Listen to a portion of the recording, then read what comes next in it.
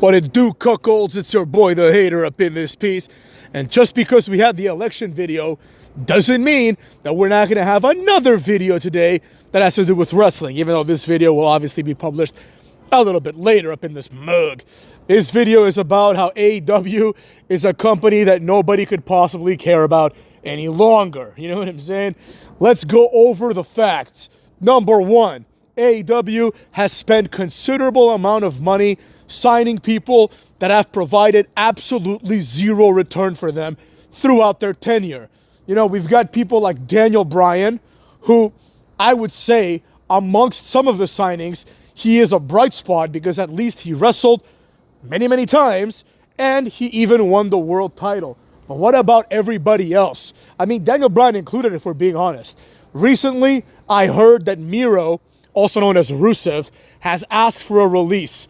He is obviously not satisfied with the way he was booked in AEW. But wait a minute, motherfucks. Didn't we all hear everyone say that now that Miro is in WWE no longer and he's in AEW, that now he will finally be utilized correctly? Wait a second. Didn't they say the same thing about Cesaro, also known as Claudio Castagnoli? Yup, they said the same thing about him. And nothing happened with him either, cuckolds. Let's talk about a few other ones. Adrian Neville, remember him? Now he's Pac.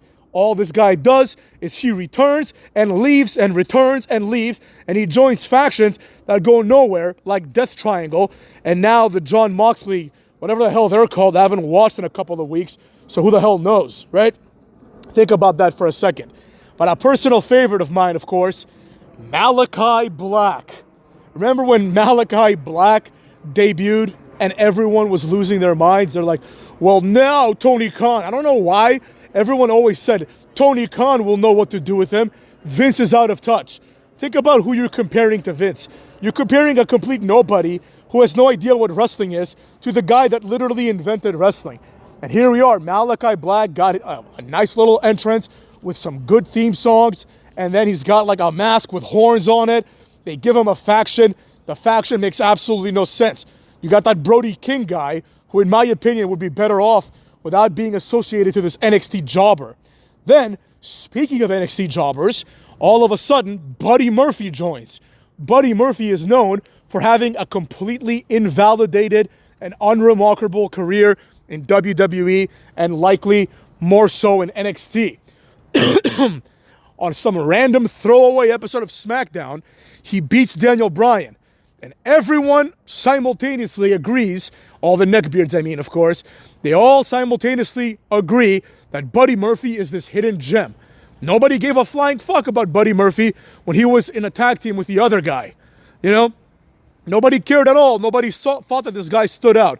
He did get in shape, which I give him props for, but that's about all he did. He then became a cruiserweight, nobody cared, and he beat another cruiserweight in Daniel Bryan. But because Daniel Bryan is overrated, he gets overrated. Then he gets fired, as is often the case. And then he goes to AEW, but before that, he films like his own promo. It's like him in a straitjacket. People are like, wow, I can't wait to see what Buddy Murphy does. Like, did you ever think you would hear the sentence, wow, I can't wait to see what Buddy Murphy does, ever in your life? No, you didn't. Nobody thought they would ever hear that, including Buddy Murphy. So he goes to AEW, where he is a lackey. He's probably a very well-paid lackey, but he is a lackey to Malachi Black. He doesn't fit at all in that stable. He's got a weird haircut. You know, it looks like he's got 6 cocks on his head because his hair like clumps up. He gets it all wet. And it just looks like, he looks like a Medusa, but instead of snakes, looks like he's got 6 cocks on his head. You know what I'm saying? Buddy 6 cock Murphy up in this bitch. So anyways, that happens. That pans out to absolutely nothing. Then we've got another category of people, which is the complete low-level ones. The low-level, never drew a dime for real category, which is obviously highlighted by the likes of Ruby Riott. This girl is getting paid millions, and this girl has never drawn a dime in any capacity in anything she's ever done. This is why wrestling is what it is. You understand me? Wrestling is fake, and people want to pretend there's a meritocracy, right? And for a while, maybe there was one, right? maybe if you're Rey Mysterio and you work hard enough and you do things that nobody else can do or that nobody else does, then one day after your best friend Eddie Guerrero dies, rest in peace, maybe one day you can get a push, you can even win the Rumble and even win the world title at WrestleMania. Incredible, right? That is an example of meritocracy. But wrestling is not a meritocracy. Because if wrestling were a meritocracy, people like Paige, people like AJ Lee, people like Ruby Riott, who have no business ever being on TV, would never make it to TV. Yet here we are. These women have made collectively millions of dollars by providing $0 back to the people that pay them. Paige sucks. I know everyone wants to pretend that Paige was this great wrestler. She sucks. She's garbage on the mic. And the same thing can be said about AJ Lee. Remember AJ Lee's notoriously atrocious promos? They tried to make it seem as if she was good, but she wasn't. This girl was like 80 pounds. It's almost ridiculous. They have her in there with like Beth Phoenix. You know what I mean? It's just silly. And of course, Ruby Riott is the worst of the bunch because she was the lowest level of the bunch in any capacity. She didn't win anything in WWE. She didn't win anything in NXT. She didn't win anything in AEW. She doesn't even wrestle in AEW anymore. You know what I mean? AEW has completely shat the bed by wasting money on people like Paige and Ruby Riott. This is a complete and utter disaster. They have done this time and time again. Bearcat Keith Lee debuts. Bearcat Keith Lee wrestles 2 matches. Nobody gives a flying fuck. They eventually get something out of Swerve Strickland, but it's nothing special, as evidenced by the fact that nobody is watching. You understand me? AEW had an opportunity to be different. Even things like having Nyla Rose, who is a transgender wrestler, even that could have been their secret sauce, their moat, if you will, in business terms. That could be their differentiator. The idea that they have things that you normally don't see elsewhere. But instead of presenting her as this transgender character, which would have been either great or amazing, they could have presented her as a transgender person and been, finger on the pulse type of shit, right? Basically have her beat up all the women and present this as being unfair.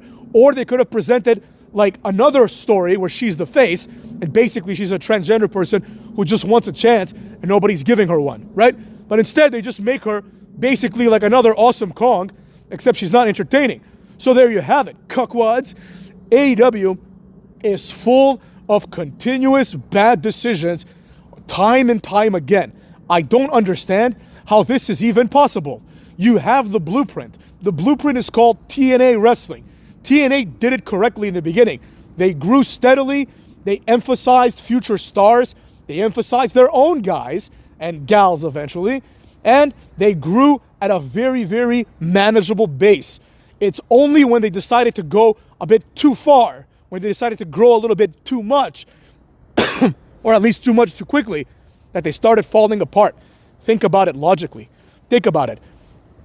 It took TNA years to get a TV deal.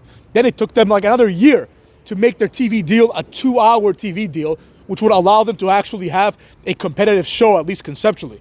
AEW starts out with all this shit. Then before you know it, they have another show. Like, you're not drawing enough as it is. They have another show that draws even less. Then they have like a pre-show.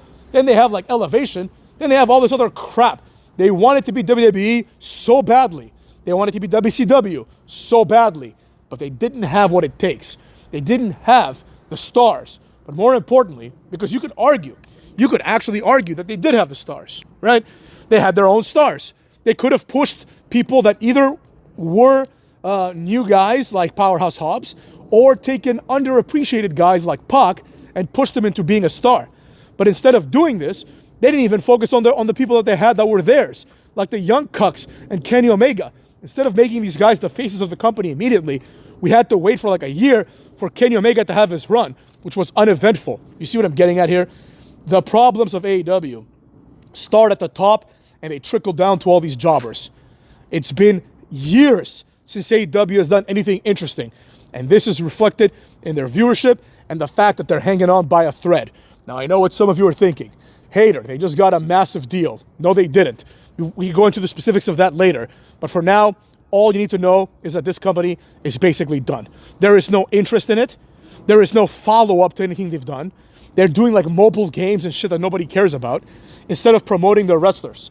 All the money that they've wasted on things like their video game and other crap like that could have been spent on marketing and pushing this company forward as an alternative, as the PS1, if you will, to the N64, as the big brother product, as PS Power once said, pushing it as an edgy alternative to the otherwise stale and boring ass WWE, which still is now at its worst. But people are so disenchanted by AEW that they have to now pretend that WWE, which isn't much better if we're being honest, is now at the top of its game. And that's what happened. That's how the cookie crumbled, and that's what I gotta say about that. Cuckolds.